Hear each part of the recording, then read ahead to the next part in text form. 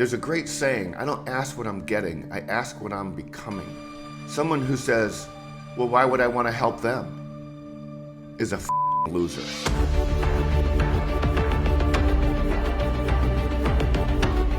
I am Jason Carris.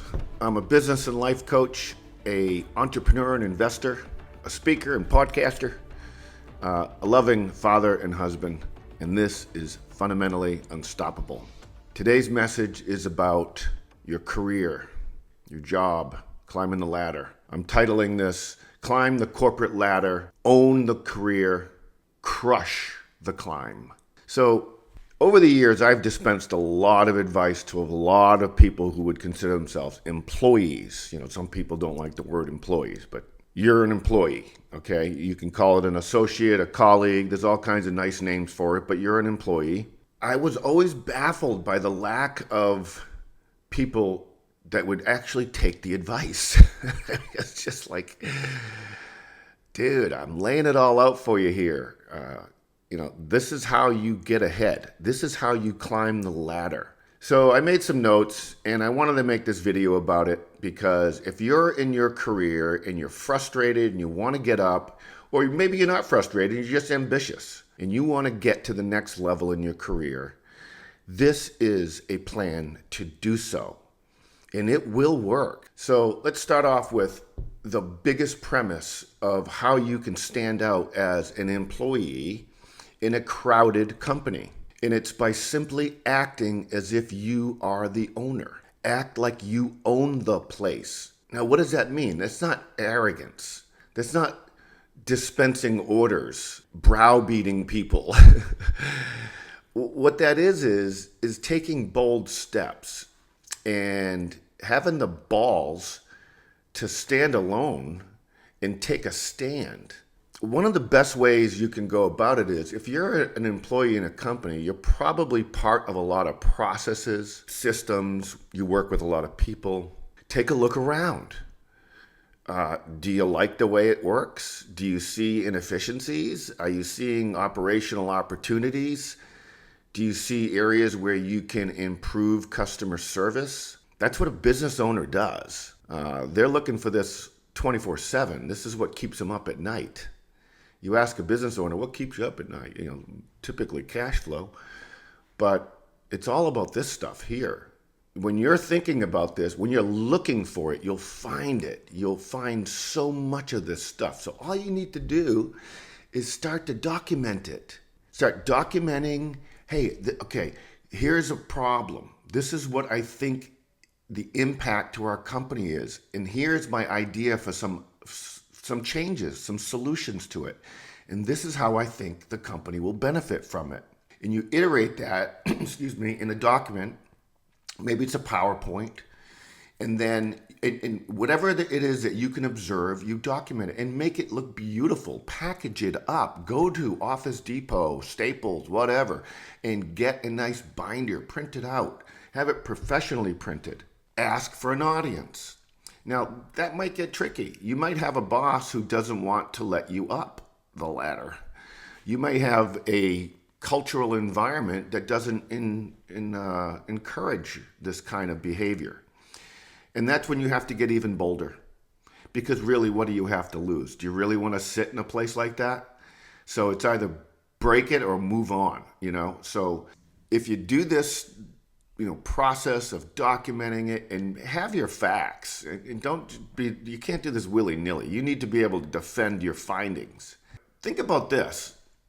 You present this to your bosses, try to go up several rungs in the ladder, not just your immediate boss, but literally, I would recommend ask for the very top. Now, that might not be possible if you work for a very large company with 200,000 employees, but ask for several layers of management for a meeting.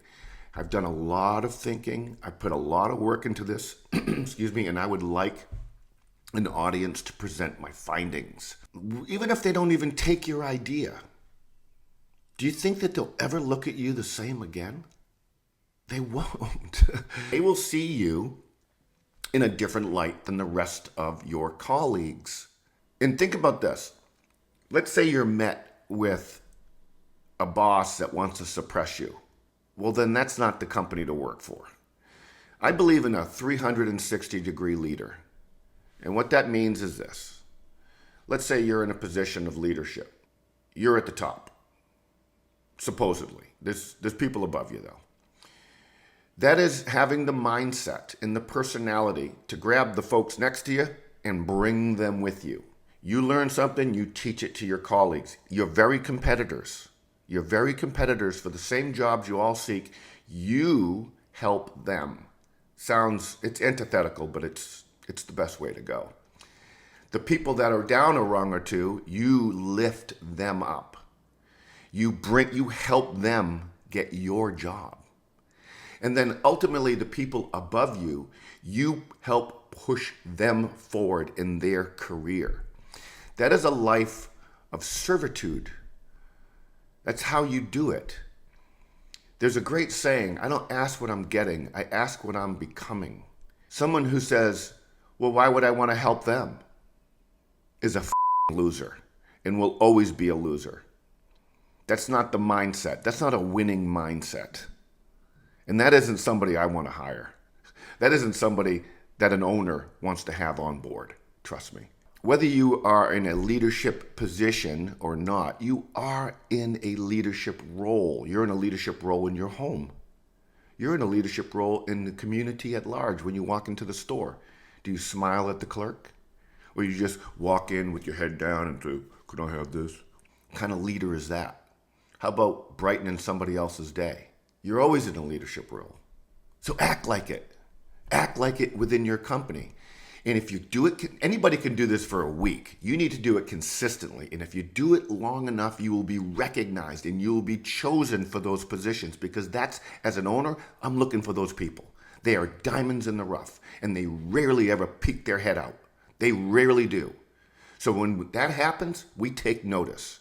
And good leaders and good managers will take notice and see this as well. And it comes back to your presence in the company. A company is a living organism of personalities. And it's made up of drama. It's made up of systems and processes, or the lack thereof.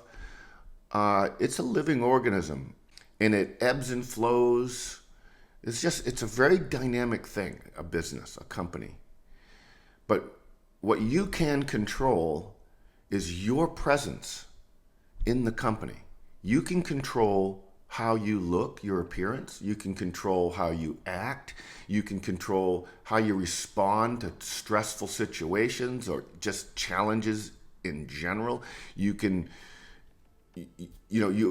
how you respond, or how you even talk about others. If you participate in gossip, are you the person that's always there for somebody? No matter what, even if it's not your job. Well, that's not my job. When I used to hear, that's not my job, I used to say, yeah, you're right. It used to be your job. You no longer work here. In summary, if you want it, you have to go for it. I have one of my favorite quotes is, if you touch a thistle timidly, it pricks you.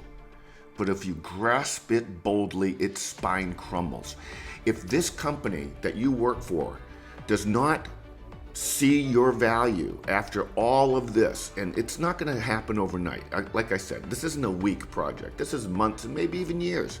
But if they do not see your value after you've done this kind of presence and shown up like this, then move on. They are not your company. Why would you want to work for them anyway? I want to thank you for your time. If you like these videos, please like, subscribe, and share. If you have inquiries on coaching or speaking opportunities, please DM me. Again, thank you.